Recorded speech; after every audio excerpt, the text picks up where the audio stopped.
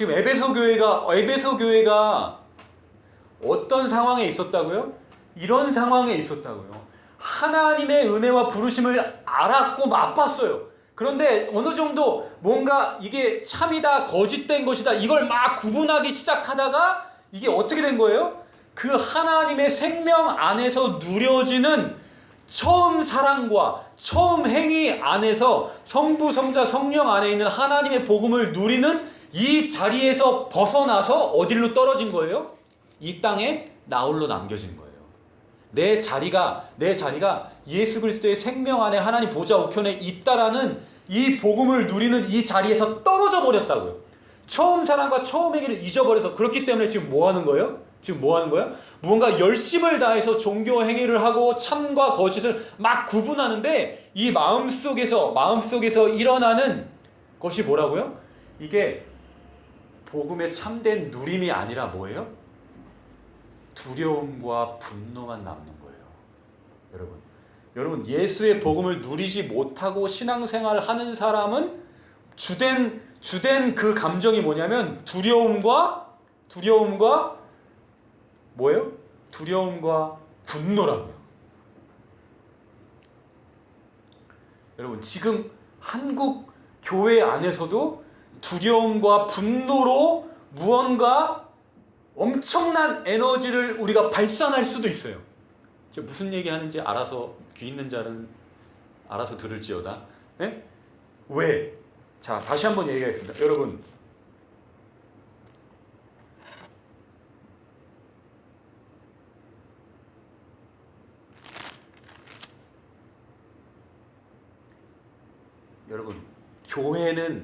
교회는 없어질 수 있습니까?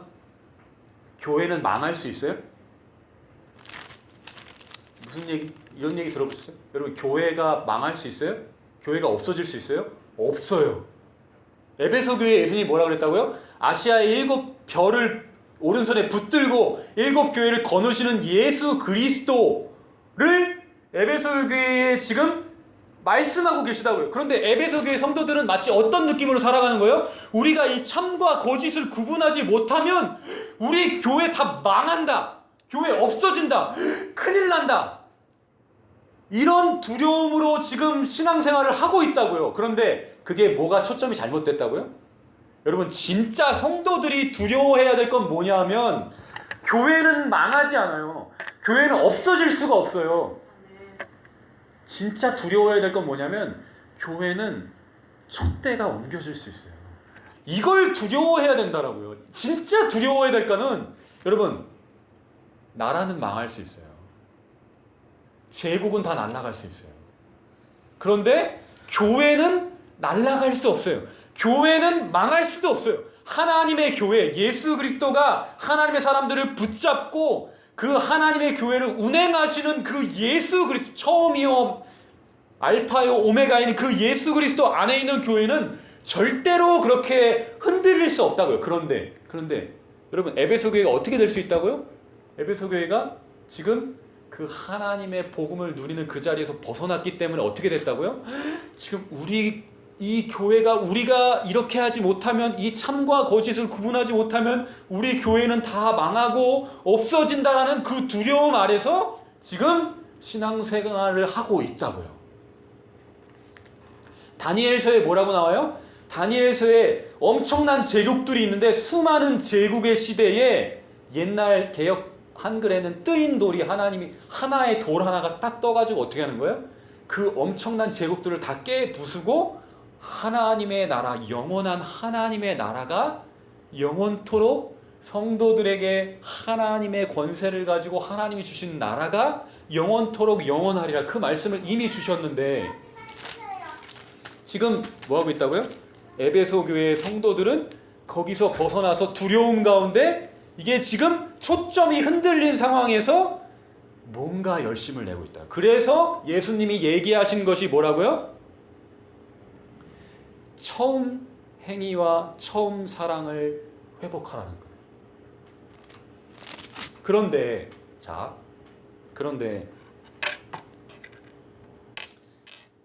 요한계시록 2장 6절 오직 너에게 이것이 있으니 네가 니골라당의 행위를 미워하는도다. 나도 이것을 미워하노라. 이렇게 나옵니다.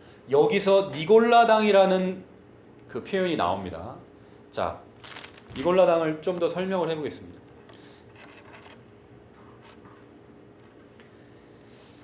버가모 교회에 보내는 말씀, 요한계시록 2장 14절 보면 15절을 먼저 보세요. 이와 같이 너에게도 니골라당의 교훈을 지키는 자들이 있도다. 그러니까 니골라당의 교훈을 지키는 자들이 있도다 하는데 이와 같이라는 표현을 하잖아요. 그러니까 이와 같이라는 표현을 하면서 14절이 어떤 얘기가 나오냐면 버가모 교회에 너에게 두어 가지 책망할 것이 있나니 거기 너에게 발람의 교훈을 지키는 자들이 있도다 하면서 15절에 이와 같이 나온단 말이에요. 발람의 교훈과 니골라당의 교훈이 일맥상통한다라는 얘기예요. 그러면 우리가 성경적으로 니골라당이 어떤 교훈과 어떤 메시지와 어떤 그 교훈을 가지고 있는지를 우리가 성경적으로 유추해 볼 수 있는데 그 유추해 볼 수 있는 가장 중요한 근거는 발람의 교훈과 동일한 맥락이라는 거죠. 그럼 이 발람이 누군지를 우리가 확인해야 되는 거예요. 시간 관계상 우리가 다 읽어볼 수는 없는데 민수기 22장부터 25장까지 발람이라는, 여러분 메소포타미아 지역에 발람이라는 사람이 살았는데 이 사람이 어떤 사람이냐면 여러분들이 이해하기 쉽게 얘기하면 이 사람은 박수무당이에요.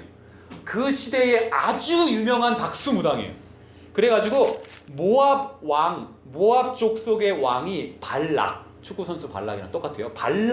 발락이라는 왕이 있었는데 이 발락이 왕이었을 때 요단 동편에 이스라엘이 출애굽해가지고 어떻게 했어요? 수많은 그 지역의 왕들을 이렇게 부시고 물리치고 와가지고 요단강 건너편에 딱 진치고 있었다고요. 그러면 요 지역에 있었던 모압이었거든요. 요 지역에도 모압 왕이 봤을 때 얼마나 두렵겠어요. 두렵기도 하고 얘네들을 지금 어떻게든지 없애려고 하는데 자기가 딱 상황을 보니까 자기 군사적인 능력으로 얘네들을 도저히 이길 수 없어. 예전엔 무시했는데 왜 그런 두려움이 생겼냐면 자기네 모압 족속보다 훨씬 더 강한 족속들을 히브리인들이 하나님이 함께 하셔서 다 부셔버렸거든. 그러니까 여기 가장 가까이 와 있으니까 자기가 너무 두려우니까 지금 어떻게 했냐면 그 지역에서 가장 유명한 박수무당을 찾아가는 거예요. 발람을 자기가 직접 처음에 찾아가지 않고 발람을 찾아가가지고 어떻게 했냐? 아, 당신은 굉장히 영험한 박수무당이니까 저 이스라엘을 좀 저주를 해주십시오. 저주를 해가지고 완전히 전멸될 수 있도록 저주를 해주십시오. 그것을 어떻게 했어요? 간청했다고. 그런데 처음에 이 모압 왕과 모압 족속과 미디안 족속이 함께 힘을 합쳐서 그렇게 그 관리들을 보냈어요. 관리들을 보내서 복채를 가지고, 굉장히 두툼한 복채를 가지고 보냈는데 어떻게 되냐면 발람이 자기 잘 못하겠다 이렇게 거부를 했다고요. 그랬더니 어떻게 했어요? 다시 와서 발락이 어떻게 했냐면 훨씬 더 고관들을 다시 보냈어요. 그리고 훨씬 더 예물들을 많이 가지고 딱 보냈어요. 그래가지고 설득을 해가지고 어떻게 했냐? 그 금과 은과 이것들을 보고 발람이 마음이 동요해가지고 어떻게 했냐면 하나님이 가지 말라고 했는데도 불구하고 계속 하나님 좀 갔으면 좋겠는데 이렇게 하니까 하나님이 그래 가라고. 그래서 딱 가는데 여러분 잘 알다시피 나귀가 그 죽음의 사자를 보고 두려워가지고 막 이렇게 막 가니까 발람이 막 치면서 뭐 3번이나 방향을 바꿨는데 마지막에 눈이 딱 뜨이면서 자기 앞에 죽음의 사자가 있는 걸 보고 발람도 무서워서 벌벌 떨면서 막 이렇게 했단 말이에요. 그래서 결국 그럼에도 불구하고 발람이 발락 왕까지 가가지고 뭘 했냐 하면 4번이나 시도를 해요. 4번이나. 무슨 시도를 하냐면 저주를 하려고 하는 시도를 한다고요. 저주를 하려고 하는 시도를 할 때 하나님이 강력하게 어떻게 바꿔내세요? 그 저주의 메시지를 하나님이 축복의 메시지로 바꿔내신다고요. 이거는 우리가 지극히 잘 아는 얘기잖아요. 지키지 잘 아는 얘기죠. 그런데 자, 지금 또 무슨 얘기를 하냐면 우리가 살면서 복음의 분명한 하나님의 복음의 분명한 부르심과 은혜를 누리면서 못 살 때 우리가 어떤 상태에 빠질 수 있는지 에베소 교회 상태에 빠질 수 있다고 얘기했잖아요. 자, 제가 란주에 있을 때, 중국에 있을 때 그 선교사님 가정 중에 한 사모님이 임신을 하셨어요. 근데 임신 초기에 이분이 이렇게 몸이 좀 약하기도 하고 거기가 좀 지역이 해발 고도도 높고 해가지고 이게 굉장히 막 약간 하혈도 하시고 굉장히 막 되게 기분도 별로 그렇고 컨디션도 안 좋고 굉장히 마음이 막 좀 약간 뒤숭숭한 그때에 어떤 말씀을 들었냐 하면 이분이 어떤 얘기를 들었냐면 저희가 있었던 지역도 그 중국 안에서 무슬림이 굉장히 많이 살았던 지역이거든요. 근데 어떤 다른 분으로부터 무슨 얘기를 들었냐면 그 지역에 있는 무슬림들이 정기적으로 기도를 하는데 어떤 기도를 하냐면 걔네들 나름대로 대적 기도를 한다는 거예요. 대적 기도. 무슨 대적 기도를 하냐면 이 지역에 와 있는 기독교 선교사들을 저주하는 대적 기도를 정기적으로 모여서 하는 기도 모임인데 막 별의별 저주 기도를 다 한대. 뭐 그 중에 뭐 들있냐면 임신한 애가 있으면은 떨어져라. 뭐 이런 기도들을 쫙. 근데 그 얘기를 들은 거야. 이 사모님이 이 상황에서 어떻게 됐을까? 이 사모님이 어떻게 됐을까? 마음이 잠시 흔들려서 이렇게 마음이 확 내려앉으셨어. 그때 근데 저희가 우연치 않게 그때 딱 찾아갔는데 이 사모님이 그 얘기를 하면서 완전히 막 눈물을 그렁그렁 하시면서 이렇게 멘탈이 이렇게 되십니다. 물론 이렇게 기도하고 위로하고 이렇게 했죠. 근데 여러분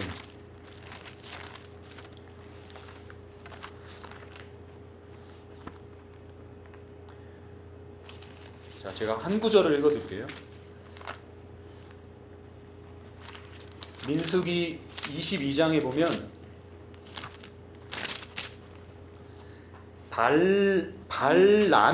발람이 이스라엘을 저주하려고 합니다. 발람이 이스라엘을 저주하려고 할 때 무슨 일이 일어나냐면 하나님이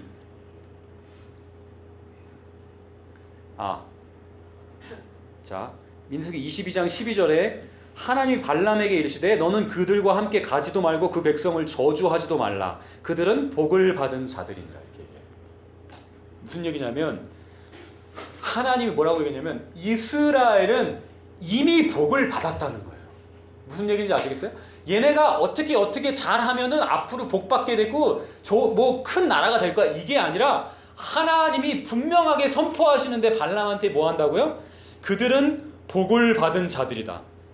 They are blessed. 이렇게 얘기한다고. 자, 그러면 보세요. 이게 지금 부르심받은 이스라엘의 정체성이라고요. 지금 이것이 우리 예수 그리스도 안에 있는 우리 이 세상을 살아가고 있는 우리의 정체성이라고요. 그런데 자, 뭐라고요? 아까 얘기했듯이 우리가 뭔가 살면서 우리가 생각지 않은 일들이나 우리의 마음이나 우리의 상태가 뭔가 흔들리고 이럴 때 우리가 마음이 뭔가 흔들릴 때 어떤 얘기를 들을 수 있어요? 거짓된 우리의 자리를 흔들고 속이는 얘기를 들을 수 있다고요. 근데 그게 어떻게 되는 거야? 그게 실제로 믿겨질 수가 있다고요. 그럼 어떻게 되는 거야? 그럼 내 마음이 완전히 무너져버려요.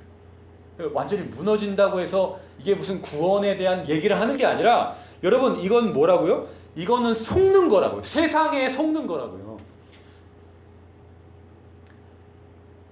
여러분 이미 10년이 지난 얘기지만 그 선교사님이 그 선교 지역에 가가지고 무슬림 아무리 영험한 무슬림 지도자들 아흥이라고도 하고 이맘이라고도 하고 걔네 지도자들 아무리 영빨 있는 무슬림 그 사역자들이 다 모여가지고 40일 금식을 기도하면서 선교사들을 저주한다고 해서 그 저주가 선교사들에게 넘어올 수 있을까요? 절대로 넘어올 수 없어요. 여러분 세상에 그 어떤 강력한 권위자들이 여러분들이 생각할 때 와, 저 사람이 내 직장에서 내 관계에서 저 사람이 저 눈빛으로 저 저주의 생각으로 나를 그렇게 생각한다고 해서 여러분들의 존재가 움직여질 수 있을까요? 여러분들이 그렇게 그 거짓됨을 여러분들이 뒤집어 쓸 수 있을까요? 그것이 나를 정의할 수 있을까요? 절대로 그럴 수 없다고요. 여러분들이 세상의 어떠한 권위자와 세상의 어떠한 권력자와 세상의 어떠한 십상시가 나를, 내 자리를 흔든다고 할지라도, 내가 직장에서 오늘 바로 잘려 나간다고 할지라도 무엇이 나를, 내 이 시대 가운데 나를 부르셔서 살아가게 하시는 하나님의 부르심 앞에서 절대로 그것이 흔들릴 수 없다라는 거예요. 이스라엘 백성들은 뭐 했어요? 출애굽해가지고 요단강 우편까지 어떻게 왔어요? 그냥 구름 기둥과 불 기둥 따라서 그냥 이렇게 움직이고 있는 거야. 도대체 이게 뭔지 하면서 움직이고 있는데 뭐가 보여지는 거예요? 어떻게 보여지는 거예요? 지금 그 당시 때 강력한 박수 무당과 하나님이 지금 어떻게 하시는 거예요? 하나님의 오른손에 붙들린 이 이스라엘로 지금 하나님이 대우해 주신다고.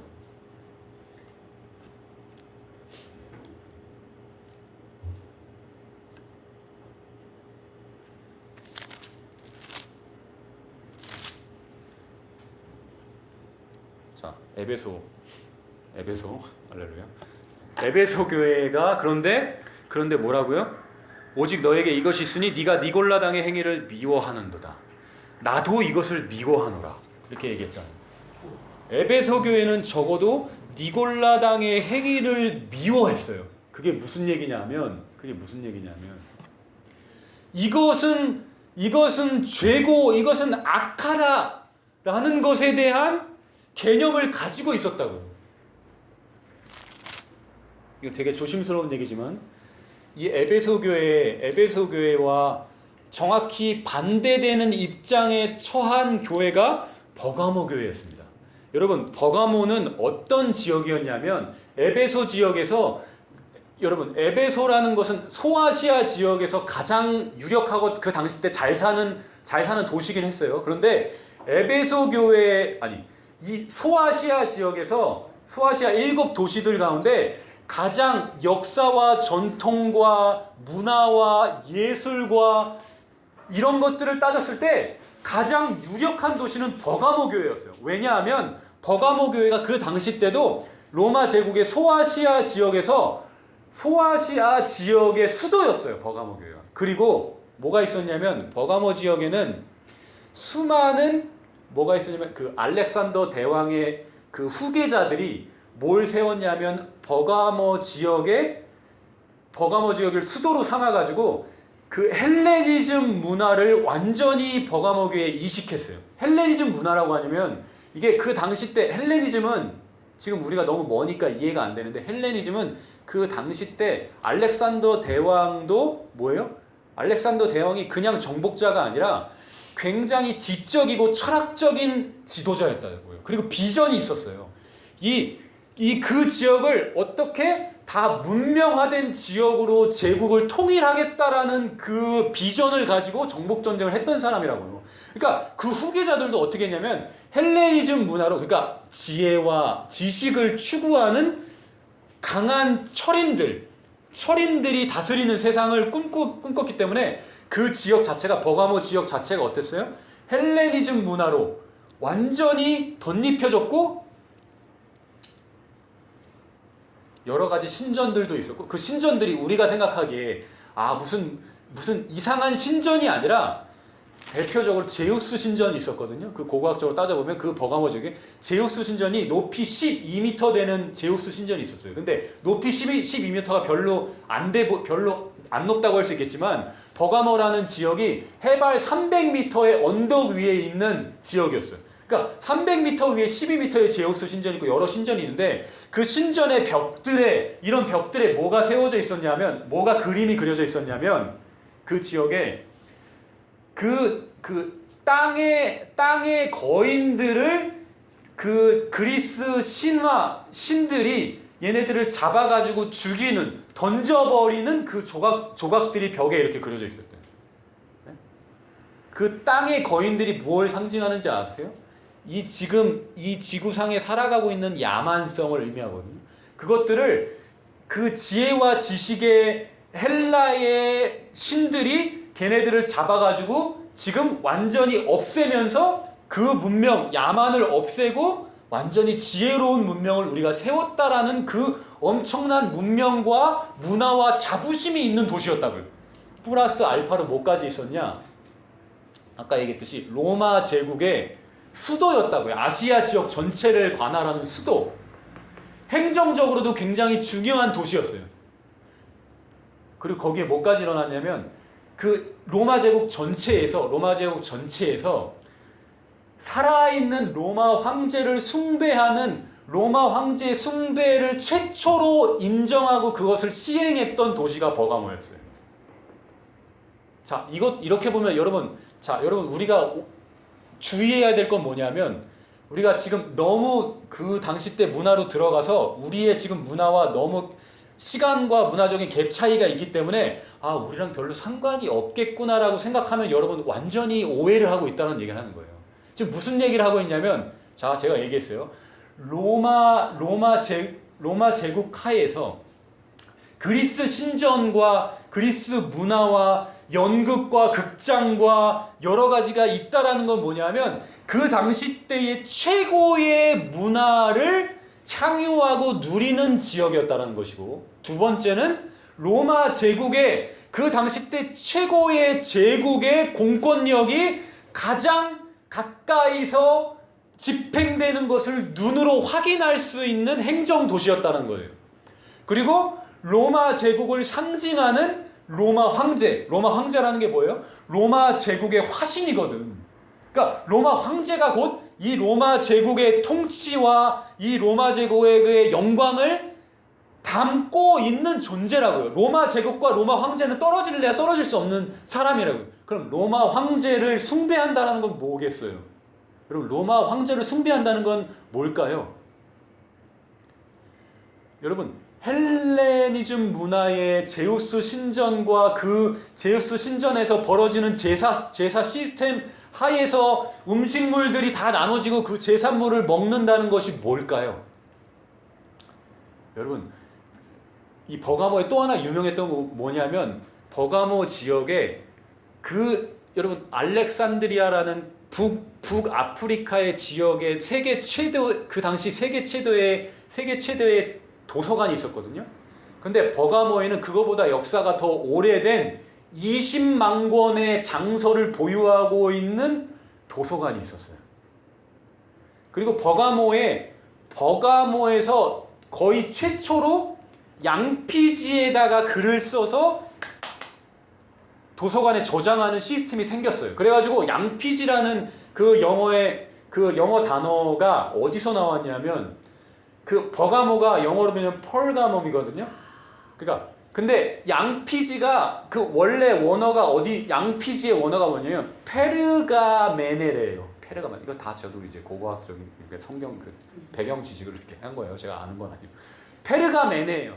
그러니까 제가 이 얘기를 왜 지금 이렇게 시간도 없는데 이렇게 얘기하고 있냐 하면 여러분, 버가모는 지금 우리가 현대 문명을 누리고 살아가고 있는 세상과 사실 별반 다를 것 없는 그 버가모의 도시 문명을 살아가고 있는 사람들에게 굉장한 자부심과 뭔가 지혜와 지식이 축적돼 있고 뭔가 이 사회 시스템, 제국의 시스템에 뭔가 자부심을 느끼게 할 수 있는 그것이 가득 차 있는 도시라는 얘기를 제가 설명드리기 위해서 얘기를 한 거예요. 우리가 지금 살아가고 있어요. 여러분, 고향이 어디예요? 우리 첫째 딸은 중국 란주입니다. 이거 어디 초등학교 들어가서 이런 얘기하면 지금 굉장히 큰일 날, 애가 어디 왕따 당할 수도 있어요. 그래가지고 우리가 그 홈스쿨링 하는 건 아닌데, 그러니까 제 말은 저 고향 서울입니다. 저 태어났을 때부터 서울에서 살았어요. 물론 우리 서울에서 산 사람들이 다 많기 때문에 그럴 수 있지만, 그러니까 우리가 저 뉴욕에서 태어나서 뉴욕에서 평생 살다가 뉴욕에서 대학 나와가지고 지금 이렇게 살고 있어요. 그러니까 우리가 지금 여러분은 잘 느끼지 못하지만 여러분들 안에 우리는 이미 그 시스템 아래 들어가 있다는 거예요. 나는 지금 21세기 현대 문명 아래에서 한국이라는 세계 10위권의 경제권을 가지고 있는 이 문화와 지금 한국의 경제와 민주주의의 발전 상황과 이 21세기에 뭔가 인권과 이 모든 것들, 사회적이고 문화적이고 뭔가 정치적이고 이런 내가 지금 살아가고 있는 문화 속에 내가 어떻게 되는 거예요? 내가 자연스럽게 이것이 나에게 굉장히 내 옷과 같이 편하게 내 생각 가운데 이것들이 스며져 있는 삶으로 내가 살아가고 있는 일상을 살아간다고요.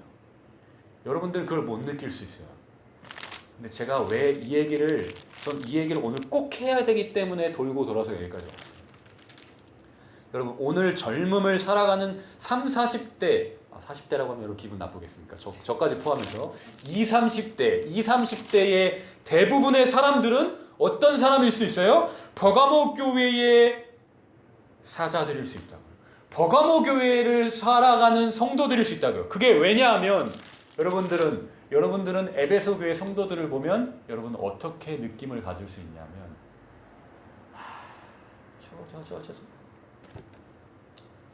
저 나라 망한다고 뭐 교회 망한다고 저렇게 막 두려워하면서 저렇게 분노에 빠져가지고 뭐 막 어디 나간다 뭐 한다 막 지금 막 그런 느낌이 드실 수도 있어요. 여러분, 근데 예수님이 여러분, 예수님 얘기하기도 전에 아까 그 민수기의 얘기로 얘기할게요. 자, 여러분, 그 부분을 복음 처음 사랑과 처음 행위로 어디서 떨어졌는지를 회복하는 것에 그게 유일한 답이라고요. 에베소 교회의 유일한 답은 교회는 망하지 않아요. 모든 제국과 나라가 다 망해도 지구 전체가 다 날아가도 교회는 망하지 않고 촛대가 움직여질 뿐이라는 것을 우리가 두려워하고 다시 복음 앞으로 나와야 된다라는 것이 예수 그리스도께서 에베소 교회에 말씀하신 하나님 말씀의 선포라고요. 그런데 버가모 교회는 어떻게 보는지 아세요? 버가모 교회는 에베소 교회를 보면서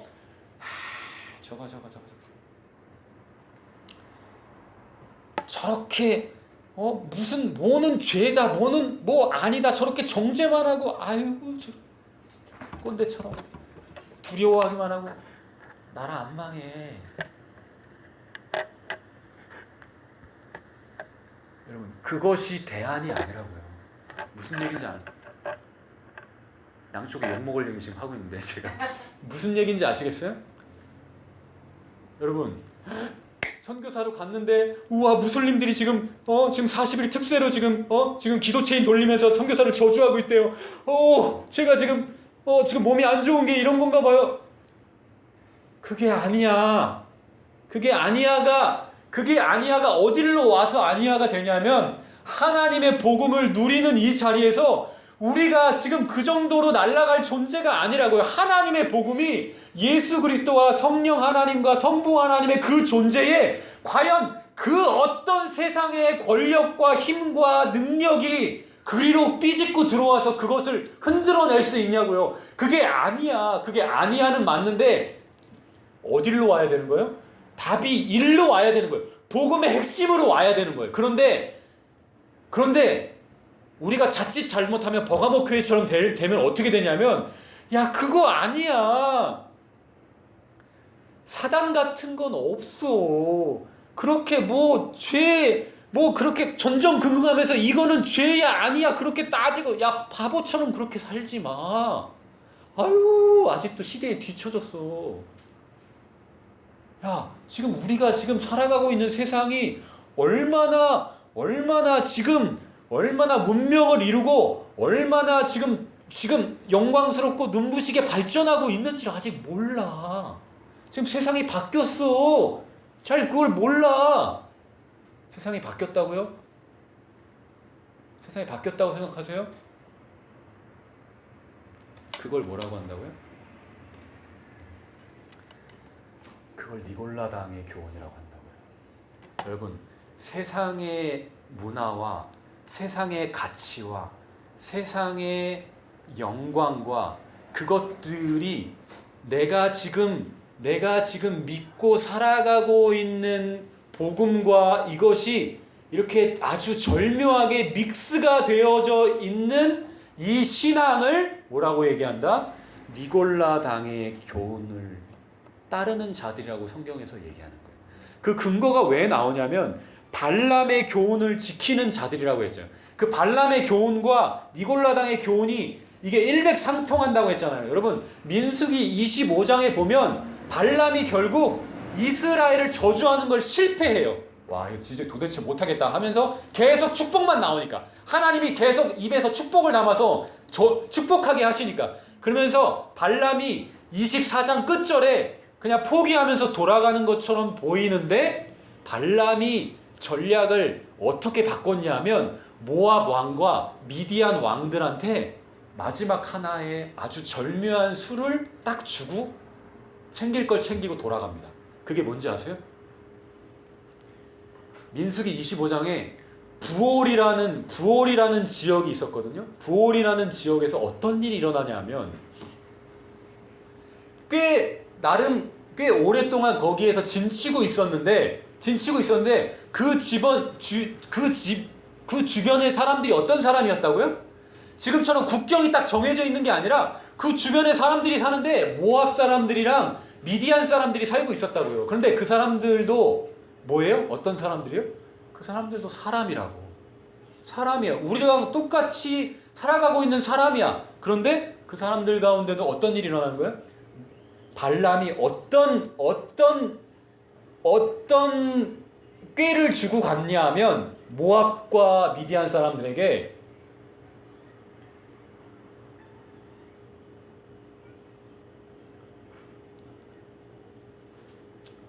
똑같은 니골라당의 똑같은 교훈으로 어떤 전략을 했냐면, 우리도 너희들이랑 똑같은 성정을 지닌 사람이다. 여기까지는 맞는 얘기예요. 그렇죠? 그러면서 어떤 일이 일어났냐면 모압의 여인들과 미디안의 여인들과 어떤 일이 일어나는 거예요? 이스라엘 사람들과 falling in love가 되는 거예요. 사랑에 빠지면서 어떻게 되는 거예요? 이제 사랑에 빠지면서 이 모압의 여인들과 미디안의 여인들이 어떻게 하는 거예요? 점점 더 우리가 지금 제사 드리고 있는 이 신들이 있는데 같이 한번 와볼래? 이거는 축제의 현장이야. 우리는, 여러분, 이걸 또 오해하시면 안 돼요. 여러분, 여기 우리가 굉장히 즐기고 있고 축제와 기쁨이 있는 현장이야. 한번 같이 와보지 않을래? 하면서 어떻게 되냐면 이스라엘의 수많은 사람들이, 특별히 리더십들이, 이스라엘의 두령 리더십들이 어떻게 됐어요? 다 상당 부분이 이 모압의 여인들이 제사하는 제사 시스템에 가서 그들의 제사물을 먹고 그 신들에게 절하고, 이런 일들이 쫙 벌어지는 거예요. 쫙 벌어지면서 어떻게 되냐면 하나님이 진노하시면서 어떻게 하셨냐? 하나님이 진노하셔서 하나님이 모세한테 말씀하시고 그 빠져들었던 그 리더들을 다 잡아서 죽여라. 그리고 하나님이 전염병을 보내셨어요. 전염병을 쫙 보내시면서 어떻게 되냐? 어떤 일이 일어나냐면 24,000명이, 결론적으로 24,000명이나 죽는데 그 이스라엘 백성들이 전염병으로 막 죽어나가는 거예요. 그러면서 하나님이 왜 이렇게 진노하셨고 이런 일이 일어났는지에 대해서 이미 말씀하셨고, 이것들 때문에 이스라엘 백성들이 두령들을 다 죽이진 않았는데 막 자기 사랑하는 사람들이 죽어나가니까 막 슬퍼함으로 하나님 앞에 회개하는 마음을 가지고 그 회막에 이렇게 이스라엘 사람들이 계속 모이기 시작했어요. 막 슬퍼함으로. 그런데 갑자기 한 사람, 시므온 지파의 시므리라는 한 리더가 어떻게 되는 거예요? 고스비라는 그 미디안의 왕의 딸이었어요. 공주였다고요. 여러분, 이게 그냥 사랑이 아니라 그 여인을 딱 데리고 쭉 들어가는데 그게 사람들 눈에 다 보이는 거예요. 근데 이게 전혀 이 사람이 어색하거나 낯설지가 않아. 이 지금 그 현장으로, 그 텐트로 들어가고 있는 그 사람이. 근데 그걸 딱 보고 비느하스라는 사람이, 이게 분노가 확 분노가 분기탱천해가지고 창을 들고 따라 들어가가지고 어떻게 했어요? 그 관계하고 있는 그 두 남녀를 위에서 이렇게 딱 찔러가지고 한 창으로 그냥 두 사람을 딱 죽였어요. 그리고 나서 어떻게 됐어요? 그리고 나서 전염병이 멈췄다고요. 그 하나님이 뭐라 그러시냐면 이 비느하스가 나의 질투심으로 함께 질투해서 이 일을 행했기 때문에 나의 진노를 멈췄다. 이렇게 얘기한다. 자, 이 얘기와 지금 뭐가 연결이 되냐면 니골라당의 교훈과 이것이 정확하게 일맥상통한다고요. 어떤 부분에서 상통한다고요? 오늘 우리가 살아가고 있는 우리에게도 이게 정확히 하나님이 우리에게 주신 말씀으로 우리가 들려야 된다는 거예요. 우리는 여러분, 우리 젊은 세대는 특별히 니골라당의 교훈에 빠지기 굉장히 싫다. 굉장히 쉽다라는 얘기를 하는 거예요. 여러분, 하나님의 말씀과 하나님의 복음이 세상과 완전히 구별되어 있다라는 걸 여러분들이 인식하지 못하면 여러분 이것을 인식하지 못하면 우리는 어느 순간에 우리 자연스럽게 우리 주변에서의 문화와 생각과 가치에 그게 언뜻 보면 나쁜 게 아니라고요. 그죠? 그런데 그게 어떻게 될 수 있어요? 그 세상의 가치와 내가 믿는 복음이 사실은 이렇게 아주 적절하게 믹스가 되어서 살아가는 삶을 우리가 굉장히 살기 쉽다라는 거예요.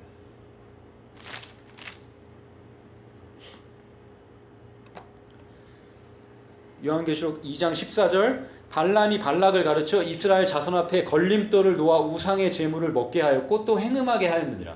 여러분, 물론 구약에 나오는 것은 실질적인 우상의 제물을 먹었습니다. 그리고 실질적으로 육체적인 관계를 맺고 행음했습니다. 그런데 그것만 얘기하겠어요? 하나님이 그것만을 얘기하시는 게 아니라고요. 그냥 여러분 고린도전서에 뭐라고 해요? 우상의 제물을 먹는 건 실질적으로 아무것도 아니다 이렇게 얘기하잖아요, 바울이. 그런데 이 우상의 제물을 먹는다는 것 그리고 행음을 한다는 것은 저번 주에 얘기했던 거랑 똑같이 계속해서 이게 복음 안에서 이것들이 분별되고 이것들이 보여져야 된다는 거예요. 얘기했죠. 여러분, 우리가 매일매일 하루 오늘의 아침밥, 점심밥, 저녁밥을 내가 오늘 아무리 거한 음식을 배 터지게 먹었더라도 내일 가서 배 고픈 게 정상이라고요. 그게 하나님이 우리에게 주신 영적인 리듬을 우리의 몸에 세팅해 주신 거라고요. 우리가 내가 오늘의 일용할 양식으로 예수 그리스도를 내가 오늘 가득 먹고 예수 그리스도가 내 안에 가득 차 있지 않으면 우리는 무엇을 한다고요? 이 세상에서 지금 이 세상이 어떻다고요? 사단의 권자가 있는 데라는 거예요, 우리가. 사단의 권자가 있는 데라고요, 우리가. 버가모 교회의 성도들은 이 얘기를 듣고 깜짝 놀랐을 거예요. 왜? 무슨 여기에 사단의 권자가 왜 있어? 우리 가운데 사단이 있다고? 아니 이렇게 문명화된 도시에?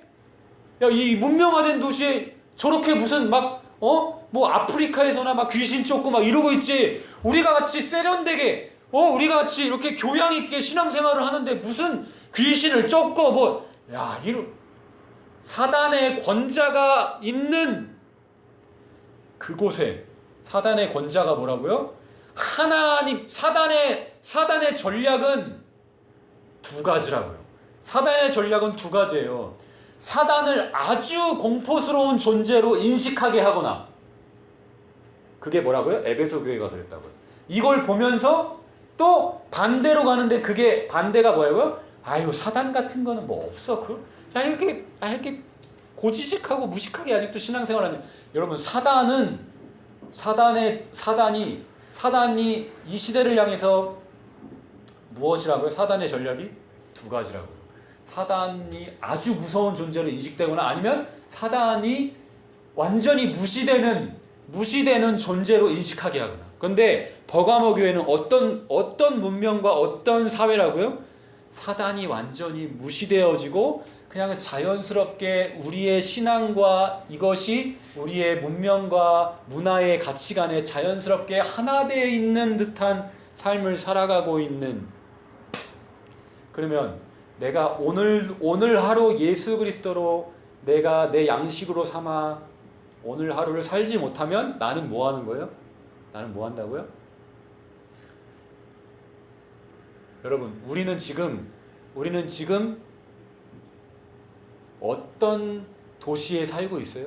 사단의 권자가 있는 도시에 살고 있고, 수많은 우상들의 성전과 우상들의 그 제물들이 나누어지고, 그 우상들의 제사 시스템 하에서 벌어지고 있는 우상에게 바쳐진 음식들로 기뻐하고 있는 이 세상의 가치를 먹는 그것으로 살아갈 수밖에 없다고요. 우리가 예수를 채우지 않으면. 그리고 그것을 먹는다는 것은 곧 뭐라고요? 그것은 하나님께 간음하는 것이라고. 이와 같이 내게도 니골라당의 교훈을 지키는 자들이 있도다. 그러므로 회개하라. 이렇게. 그러므로 회개하라.